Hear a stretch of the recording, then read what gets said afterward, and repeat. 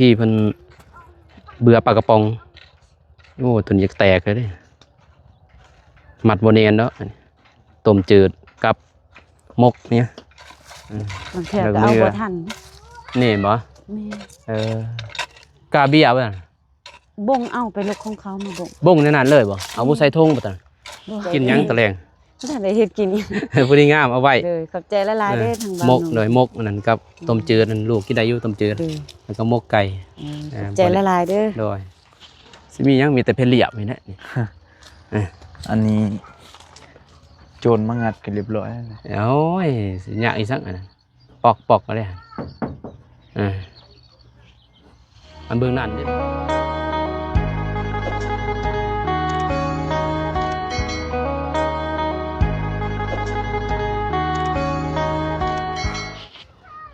พี่น้องเอ้ยเปิดภาพมาบัดนี้พี่เด้อพี่น้องเด้อหลังจากมาแต่ ดินเบาเตียงเพิ่นไปเนาะไปเบิ่งไอ้แดงเริ่มกำลังเฮ็ดมื้อนี้มื้ออื่นน่าจะยังเก็บอยู่ก็สิได้นั่นย่างเพียกย่างเพียเนาะสิขุดคุมปลูกกาแฟบ่ลงก็สิไปมื้ออื่นพี่เนาะถ้ามันบ่หมดเพิ่นนี้เลยแวะมาหาทางน้องนูเพิ่นอีกพี่น้องเนาะตอนค่ำๆเพราะว่าน้องเมฆเพิ่นเข้ามาแล้วเนาะ แต่ก็บ่เห็นหยัง เป่าวางมืดเป็นยังไงเนาะทักทายสบายดีอีกครั้งพอไม่เป็นไรเนาะมาพอๆกันคือเก่าคือเดิมไปเนาะเขาสู่สองบ่าวนงเป็นยังไงน้องเมฆเป็นไงเนาะโดยสบายดีเด้อ ช่วงนี้สิเห็นแต่บ่าวนงกับน้องเมฆเห็นเนาะเรื่อยๆบ้านนี้พูดแล้วจนเบาเตียงมาก็สิเห็น 3-4 คนเห็นเนาะเพราะว่ากับบุญภัยนะสิเขามาระยะทางก็ใกล้พี่เนาะน้ำมันกะบ่มีคายพี่น้องมันบ่มันมีบ่มีเนาะแต่บ่มีคายหรอกบ่าวนุ่งกระไดว่านนี้น้อยนึงพอได้มาจังมือใดแล้วสิเมิดมือใดก็ได้หยุดมือนั้นสามเอาเตียงมาเสียดแนวใดบ่มีเด้บ่มีน้ำมันเองบ่พอได้แม่นบ่มีเงินอีกบัดนี้สิซื้อน้ำมันให้คัก มันแพงเด้ราคาสูงเอาก็บ่มีเงินมันสิแพงเนาะราคามันแพงเด้สิฮอด100 บาทเลยบางหม่องก็ฮอด100 บาท100 กว่าบาทตุกนึงได้อ้ายซื้อมื้อนั้นเห็นบ่เบิ่งในคลิปจะเห็นดอกตุกน้ำสะอาดนั่นเด้ตัวลิตรป้ายเนาะ 80,000 โอ้จะเข้า100ลิตรละ8-90เกือบ100เกือบ100นะเด้100 บาทแล้วอยู่นี่100เฮาถาม100 บาทแล้วนุ่งบ่ไหวอยู่นี่เริ่มบ่ได้ซื้อนักลีแหละเฮ็ดแน่จักมือใดสิได้หยุดย่างบาดได้ย่างลีแหละน้องเมฆที่ไหนเราไก่ก็รักย่างไว้นี่แม่ว่านุ่งย่างไว้ดอกพี่น้องเอ้ยพูดเศร้าเนาะเศร้ากลัวไปแล้วนี่ก็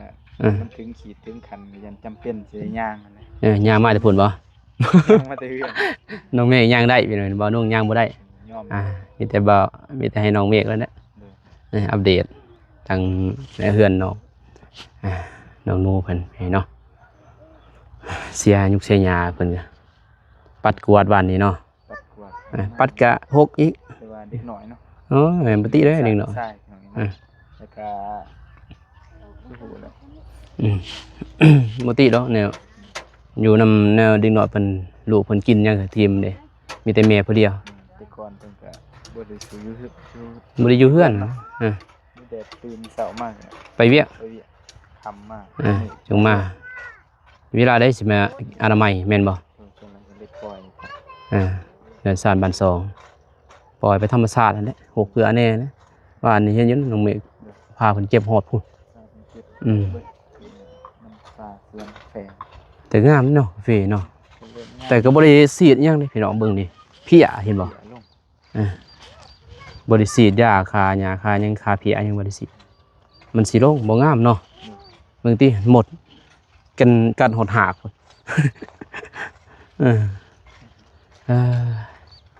โอเคสิเข้าไปหาเพิ่นก่อนเด้อจังได๋สิออกมาถามเรื่องอีกนิดนึงพี่เนาะเพราะว่าคือเห็นเงียบๆเนี่ยนะสิเข้าไปหาน้องเพิ่นเอาซื้อของกินให้บ่มีหยังพี่เนาะมาผาก จักสิซื้อหยังพอเพิ่นก็มีแน่เนาะของกินนั่นมันก็ยันกินบ่หมดนั่นน่ะบ่น้องก็สิซื้อของกินสุกเอาบางทีเพิ่นเบื่อปลากระป๋องโอ้ตัวนี้อยากแตกเลยเด้มัดบ่แน่นเนาะต้มจืดกับมกเนี่ยมกไก่บ่นั่นน่ะโอ้เสียหยาสบายดีเด้อ โดยสบายดีไม่เลยยังไงเสียกับอนามัยอย่างนี้เกินยังก็เรียนให้ดีเป็นบ่โดยสบายดีเด้อ พ่อแม่พี่น้องเพิ่นแน่โดยสบายดีเบิดสุขสุข โดยเสียหยานะเหือนนั่งเหือนทุกร้ายฝนตกหยาเริ่มปงดีแล้วยามบางเทื่อก็เอาบ่ทันนี่บ่กาเบียบ่ซั่นบงเอาไปลกของเขามาบงนั่นเลยบ่เอาบ่ใส่ธงบ่ซั่นบ่คือบ่ใส่ธงเอามันบ่มีธงบ่มีธงโอ้มีแต่ซ้ำหั่นกะเล่มของเขามากะโอ้ตัวเขาปลูกแล้วเขาทิ่มไปเล่มแต่สวนเดี๋ยวว่าน้องตอนนั้นบางธงก็ขาดหมดใส่เลยผู้บ่ได้ใส่บ่นี่บ่ได้ใส่แต่ปลูกใส่แต่ต้นปลูกเท่าเดียวใส่แต่ต้นปลูกคืองามเนาะแต่ว่าพี่อาจจะจับแล้วอยากกูดนะจับบ่มีสีดยาบ่ได้สีดยุกสีดยาค่าเพียค่าแมลงพี่น้อยแบบธรรมชาติเลยพัน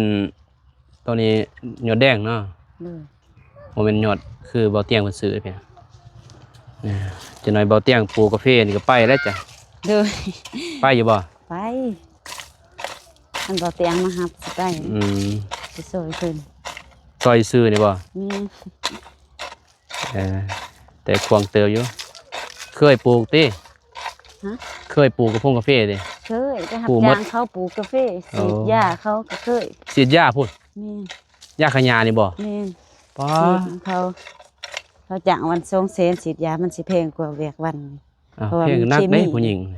เลยฝากลูกน้ำเขากับไปน้ำเขาวันหนึ่ง2แสนโดยโอ้หมดมือจักตุกได้หลายเต๋อ10ปลายตุกโอ้บ่น้องสีตอนนั้นส่วนมันให้หน่อย10ปลายตุกนี่จนเมื่อเจ็บหมดหน้าเอิกส่วนมันก็เคยไปหับจ้างเขาไปหมดพอจะมีบอนจ้างไปหมดเลยไปเบิดใส่ปุ๋ยกระเพาะเข้ากับไปฉีดยากับไปเฮ็ดหมดนะได้แบบผู้ชายเฮ็ดหมดเลยสุดแบบนะมันเชื่อเขาจ้างปลูกผักกับไปสีผักตัดผักกับไปเด็กก็เข่งผักแต่เวียกก็ยังลายอยู่เฉยเนาะเลย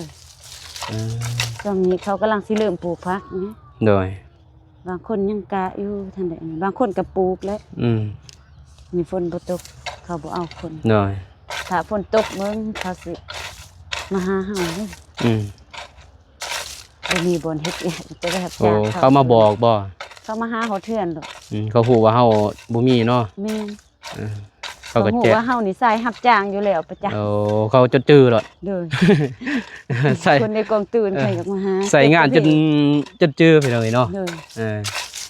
อยู่ไสเฮือนสนุนบ่ฮู้หมดแม่นบ่ฮู้หมดคันว่ารับจ้างเนาะเทื่อเขาก็เซ็ตโทรมาบอกให้ไปท่าอยู่นี่บ่หันสิไปรับไปรถแล้วนะไป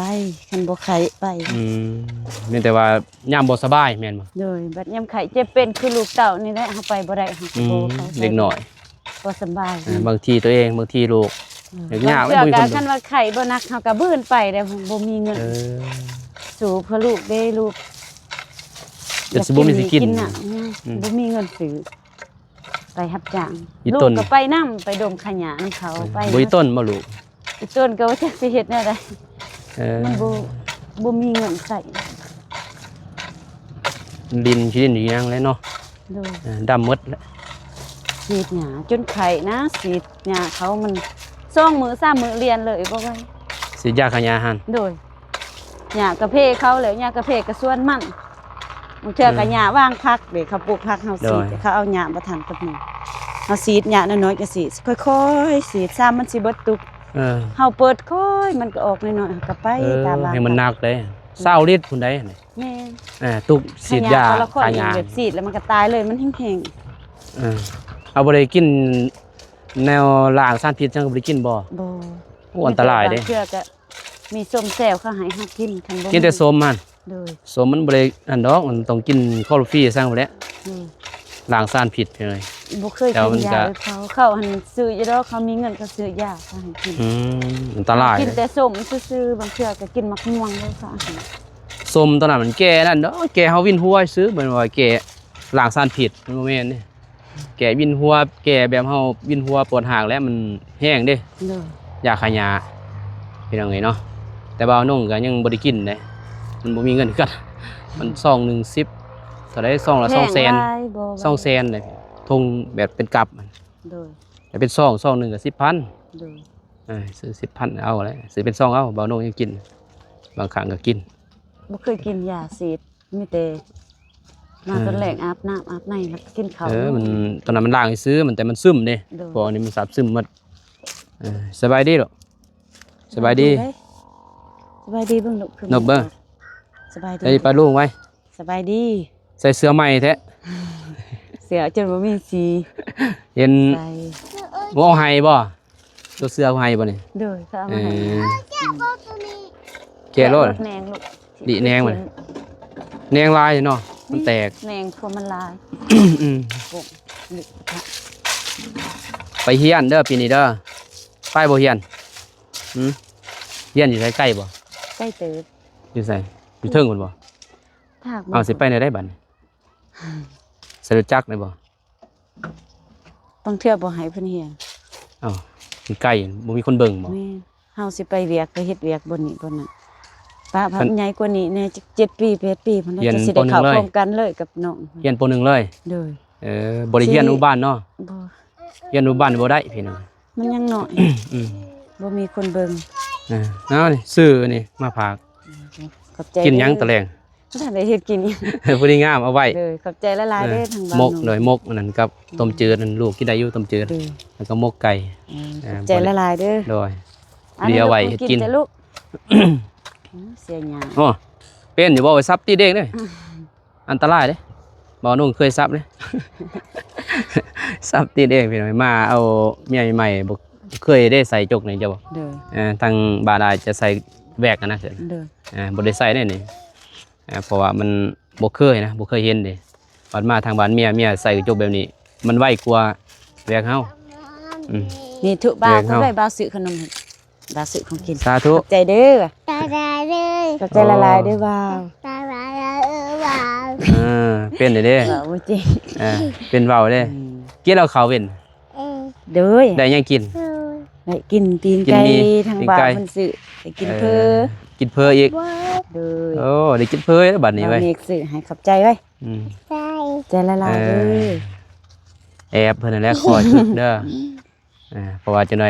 มีคนมาหลายได้ยินบ่ เด้อ บัดเข้ามาหาแหละก็แอบเนี่ยลูกแหละ อะไร ให้นบให้ไวเป็นนั่นแหละสอนเขาสอนมันบ่ยากเลยหน่อยมันสิจื้อเลย ก็ต้องนี่ เออ ของกินให้เจ้าเด้อลูกบ่าวซื้อ เออ นี่นี่ ไปกินแม่ ไว้ทุขอบใจกินทั้งกองให้ทุไว้ ดู ทายบ่ ขอบใจเด้ เล อย ดู นี่ดีใจบ่ ดีใจ จะกิ กิ น นมกอะไรมกไก่บ่ที่มกไก่มกป่าเบิ่ง อืม ขนม นึกอยู่เทิงเดือนยังบักละลายบ่าวซื้อ เออ เออปุ๊บ ขนมก็ยังลายอยู่บ่ ลาย เออ ปุ๊บ เปิดบ่ ก็ เออ เอาไว้เพิ่นกินแล้วกิน ตอน ห แร ลาย กเด้อ ๆเป็ กิ น น หวั กั ด บข้าวเด้อลูกเด้อ โอ้ เป็นหวัดเป็นไอเอาไปกินโลดไป เด้อว่ะ โอ้ย อย่าว่าอย่าว่าเด้อดีมากไปจะมากินลูก เป็นบ่เอื่อยไปเฮ็ดให้ใส่ถ้วยเป็นบ่ กินดี บ่เป็นเด้อ เออ ตัวนี้เผ็ดได้ บ่เผ็ดดอกบ่มีหยังเผ็ดดอก เผ็ดดอก ไป มก เฮ้ย ไปขอบใจบ่าวก่อน ตา ใจเด้ โอ้ อย ซื้อของกินให้เคย เด้อไปให้ลูกกินก็ได้มาไม่ให้ไปให้ลูกมันกินก่อนเด้อโอ้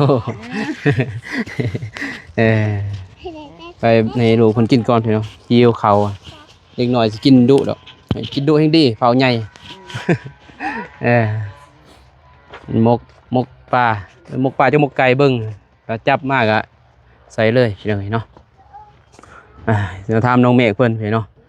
บนได้เพิ่นสิเจาะน้ำเจาะใน วิชาการ มือได้กันแน่สิเจาะนี่ก็บ่เห็นมื้อนี้กะนัดกันนะ2มื้อเด้บ่เห็นเด้ นัดว่ามื้ออื่น มื้ออื่นได้บ่ เพราะว่ามื้อวานนี่ มาเบิ่ง มาเบิ่งแล้ว มันมื้อซื่นมาเบิ่งแล้ว ว่า เพิ่นบ่ว่างรถเพิ่นยังไปเจาะอยู่ไกล มื้อนี้เจาะ มื้อนี้ไปเจาะอยู่พุ่นแล้วสิเอารถมามื้อนี้ กระเทิน ตอนแรกเนาะ กระเทินเพิ่นนัดอยู่หั่นล่ะบ่ โดยแม่นมัน เออ คิวยาว เป็นคิวเนาะ โดย โอ้ปกติแล้วบนนี้นี่บนเดียวบ่กางตูนนี่ โดยน่าจะมีเจ้าเดียว โอ้เจ้าเดียวจะแม่นเพิ่นสิไปเจาะอยู่หั่นแต่มื้ออื่นนี่แน่ๆคือได้มาเจาะ เพิ่นว่ามื้ออื่น แต่ว่าจักโมงบ่ฮู้ วันตอนเช้าเลย อยู่ไสสิเจาะ เพ นี่ ราะว่าสั่งเพิ่นด่วนๆก็ถามน้อง น้องนูเพิ่นว่าอยู่ไส เพิ่นว่าสิเจาะอยู่เทิงนี้ ทางนี้บ่ โดย เ เพราะว่าห้องน้ำก็ต้องได้เฮ็ดอยู่พุ่น มันใกล้แน่น่ะ อยู่ทางหลังพุ่น ไว้สมมุติตอนหน้าไปเฮ็ดเรือนเนาะ โดย พอเพิ่นสิปิ่น เฮ็ดบริเวณนี้ ปิ่นน้ำมาทางนี้เนาะบัด โดยห้องน้ำก็ถึกแล้วอยู่ข้างหลังพุ่น ห้องน้ำเบื้องนั้นเนาะ นี่ก็ให้เราเลือกความเหมาะสมว่าอย่างใดแล้วเฮาก็เบิ่ง เฮาก็แนะนำเฮาเบิ่งว่ามันได้บ่มันเฮาก็แนะนำน้องเพิ่นหั่นน่ะ โดย วางนี้มันสะดวกสบายบัดเวลา โดย อันนั้นมันบ่ขับบ่ค่าบ่ต่อหน้าไปอนาคต เออนะ บ่ฮอดจอได้เทื่อเดียวดิ แม่นเฮาก็ต้องเอา อืม สีแจ๋ๆแน่นะ อนาคตนั่นแหละเฮาก็ไว้มันขยับไปแจ้พุ่นลายก็บ่ได้นะดินเขาเด้บัดนั้น โดยอย่ามัน ประมาณนี้แหละบ่เป็นหยังดอก ใส่แดง เอา ใส่ น้ำไปจ่อย ใส่แดนบ่ได้หมู่เจาะบ่ เอาน้ำได้น้ำจ่อย ไปอยู่ใส่แดนปุ๊บมันห้อย อืม เวลาเขาเฮ็ดมันถูกซับทอทับดังมันก็ถล่มได้เวลาเขาเฮ็ดเฮือนในซ่านแม่นบ่หม้อนี้ก็อยากเฮ็ดนั่นคุลักขัวลักหยังอันดิ โดยก็สิ เอาของพอกำแพงบ่ฮู้แล้วอนาคตเขาเนาะ ประมาณ ดินเขาเด้บ่ได้ประมาณนั่นแหละพี่น้องเอ้ยเนาะ โดย มีแต่มามื้ออื่นเนาะเพิ่นว่า โดยมื้ออื่น แล้วคุมราคาเท่าใดแล้ววะ ราคาเพิ่นว่าทำอีกเพิ่นว่า8ล้านห้า อืม เพราะว่าน้ำมันมันขึ้น ก็ถูกเด้ บัดนี้เพิ่นเห็นเฮาว่ามาซอยคือกัน โอ้ ก็ลดให้เหลือ8ล้าน โอ้เพิ่นก็เป็นคนเวียดเนาะ โดย แต่ยัง เป็นคนเวียด ใจดีพอ โดย ซอย500,000 ตามเว้าก็ใจดีอยู่ เออ แล้วก็ใส่ฟืนใส่ไฟยังสิแล่นให้เบิด โอ้ ให้มันถึงบ้านถึงซอง เพิ่นเอามานี่บ่ โดย ให้ดึงมาแต่เพิ่นบ่ทอดเพิ่นเลย แม่นมันสันมันยาวสำใดก็ อย่ามัน เพิ่นสิเฮ็ดให้จนน้ำออก จนนำออกเลยหาประกัน ได้ใส่น้ำพุ่นแหละ อืมจนหาประกันหมดเนาะ โดย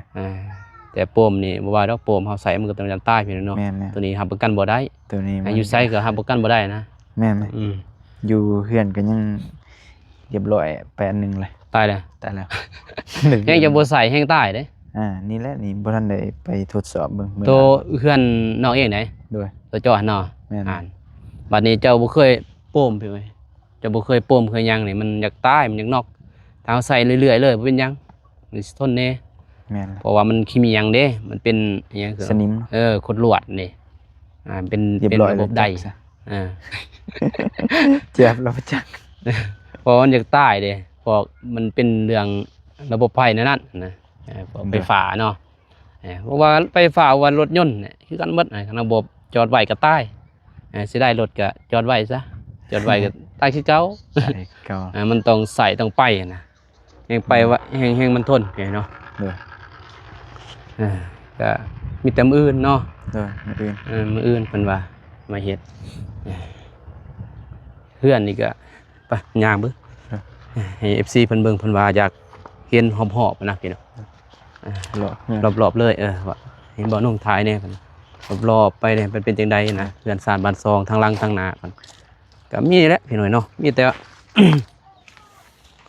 สิมีหยังมีแต่เพนเรียบนี่แหละนี่ อันนี้โจรมางัดกันเรียบร้อยแล้วนะ โอ้ยสิยากอีสักอันนั้นปอกๆก็ได้อันเบื้องนั้นนี่มันงัดอันนี้เป็นเพนเรียบนี่ก็แต่เฮือนเก่าเด้ โอ้ หรือว่าทนเติบได้นี่เราคอยแกะใช่บ่ เก็บเอามาที่เฮือนเก่าบ่นี่ ก็เฮือนเก่าได้เราซื้อนี่ซื้อเขาอ่ะนะ โอ้ซื้อมันมาตั้งใหม่นี่ โดยเราแกะออกก้อนหันย่อมาแต่พุ่นเด้อบ่ โอ้ ย่อมาเลยแกะออกตอนนี้เอาไว้บัดนี้เอาเรือมาใส่ โดย เอาใส่ตัวเก่าคือเก่าอ่ะแกะยิ่งมาใส่ได้เด้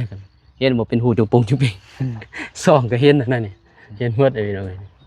นี่เป็นหูนี่เพราะว่าเวลาเฮาใส่มันสิบ่ถึกเด้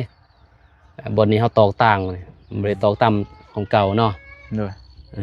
นี่แหละพี่น้องเพื่อนเพิ่นทางหลังกันตอนนี้เพิ่นปลูกกับกาเบียร์กาแฟแบบนี้บ่มีธงเพิ่น บ่มีธงใส่ โอ้มันลุบเนาะเพิ่นขุดถ้ามีธงนี่มาซ้ำนี่ก็งามเลยแต่ยอดแดงเนาะตัวนี้เนาะ ยอดแดงอันนี้มันน่าจะป่นเลยมันอย่างที่มียอดเขียวยอด มี แด อยู่ ง เด้นี่ หลายสายพันธุ์กว่า ตัวนี้นี่ยอดแดง ส่วนหลายก็มีแต่ยอดแดง ตัวนั้นยอดเขียวๆคือเขียวๆนี่ มีแต่งาสันในส่วนหลาย งาสันหมดยอดแดงหมดนะนี่แต่ว่าเฮาเบิ่งคือยอดเขียวบ่แม่นเด้ เด้อ มันใกล้สายพันธุ์ดีนะ คือบ่เตียงใส่บ่มี เป็นสายพันธุ์ต่างกัน แต่ก็ดีคือกัน แต่ว่าบ่ทนแล้วก็ แต่ว่าจะขอเบิ่งนี่นะ1 2 3 4 5 6 7 8 9 10 11สำนั้นแหละสำเดียวหมด11 เด้อ อันหมอนั่นหัน20 18หมอน่ะ 28เอานับมาเลยเนาะ โดยแม่น เอาเบิ่งทางหน้าไปพี่น้องนี่แหละอันตัวนี้ก็พอเพิ่นเฮ็ดให้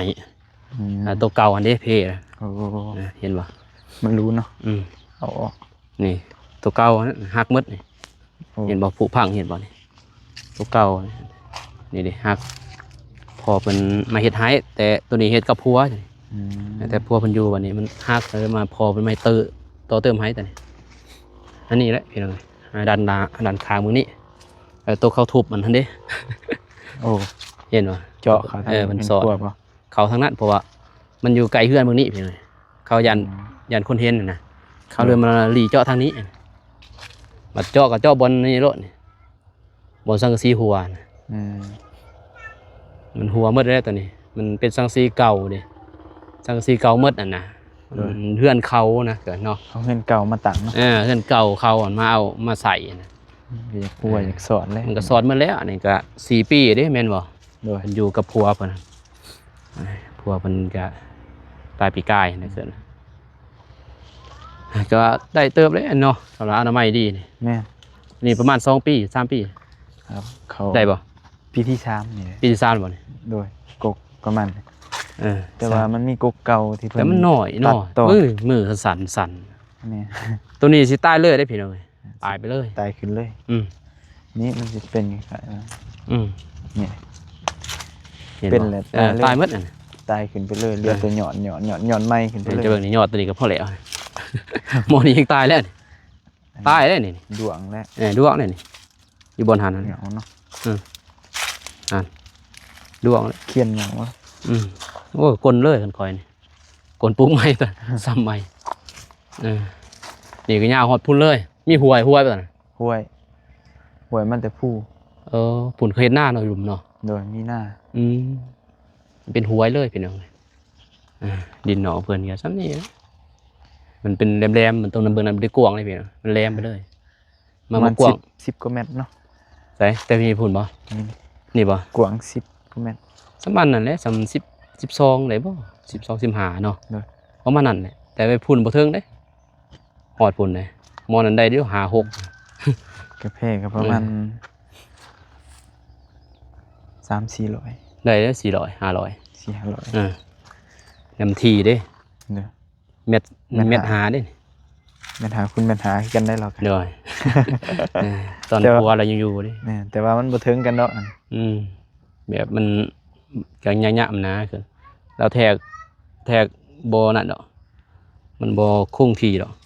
การปลูกเนาะ แม่นล่ะ ตอนปลูกกับผัวเพิ่นนี่พี่น้องเอ้ยส่วนน่ะเครื่องส้มสางนำกันเนาะทีนี้ โดย แต่ว่าไว้เมียเป็นผู้ใช้บัดนี้ก็ถือว่ามื้อนี้ยังบ่ทันคืบหน้ายังพี่น้องเนาะ โดย แต่ก็ว่ามื้ออื่นน้องเมฆว่ามื้ออื่นจึงว่ากัน อื่นประสานต่อ โดยน้องกินข้าวบ่โดยกินแล้วหิวข้าวเลยพี่น้องเอ้ยเป็นไปบ้านนี่สิกลับแล้วบัดนี้ ครับแล้วก็ โดย ให้น้องเมฆเพิ่นอัปเดต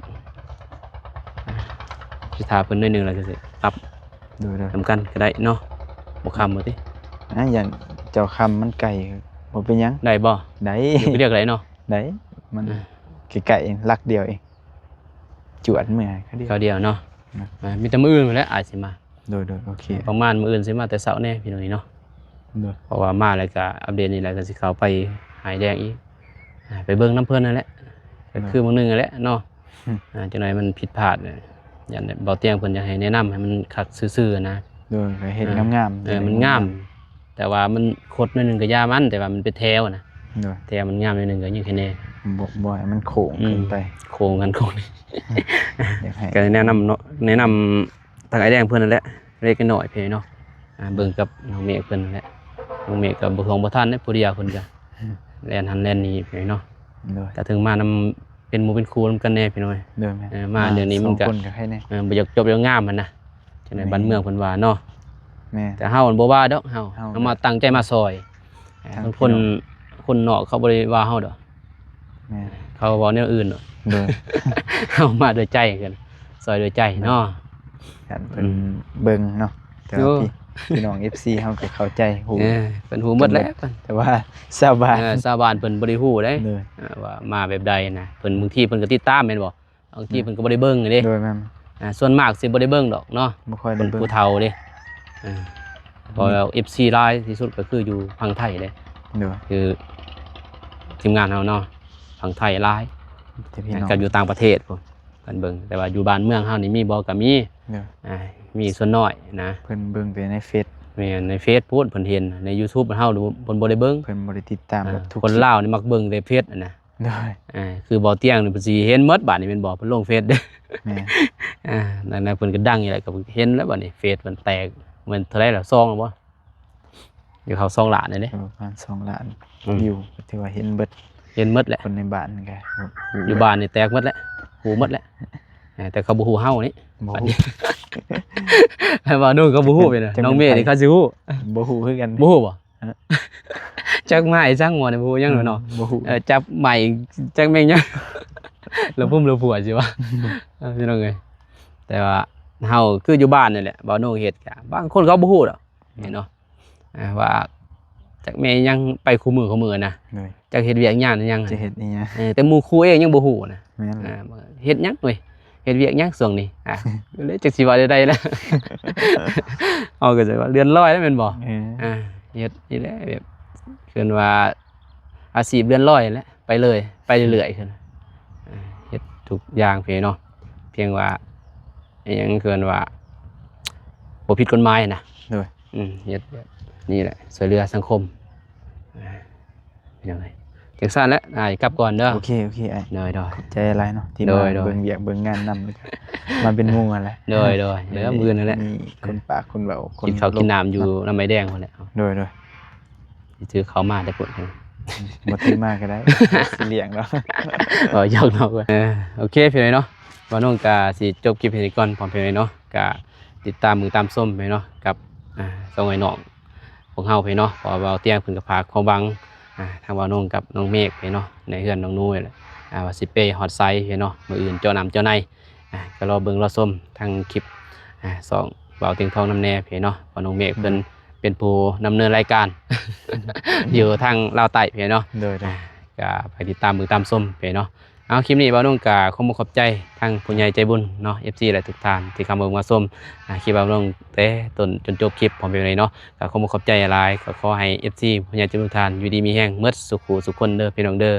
พอๆกันใหม่คลิปหน้าคลิปนี้ขอกล่าวคำว่าสบายดีพี่น้องไปบ๊ายบาย